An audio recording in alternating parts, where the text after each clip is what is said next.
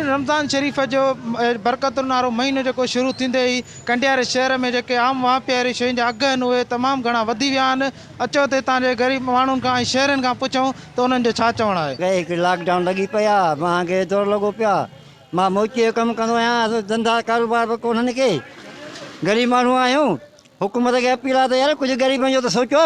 साईं जीअं त असांजे शहर में महांगाई उरूर ते पहुती रही आहे, असांजे शहर में बेरोज़गारी एतिरी वधी वई आहे। लॉकडाउन जे करे हर ग़रीब माण्हू थोरो परेशान आहे।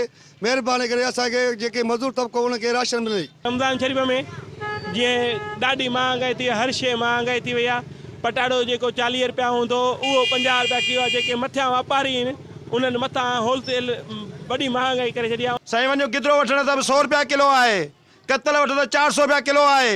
गरीब माण्हू जेका रोज़ो रखे थो त उन में परेशान आहे, आटे में परेशान आहे, काॾे वञे आवाम। जेका बि उन्हनि अघ तय कया उन्हनि जो को तदारक न थियो। कंडियारे जे दुकानदार उन्हनि जूं धरचूं उॾाए छॾियूं। तव्हां जेका माण्हुनि जूं शहरनि जूं ऐं ख़रीदारनि जूं ॻाल्हियूं ॿुधियूं, संदन चवणु आहे त महांगाई जेको आहे तमामु घणी वधी वई आहे।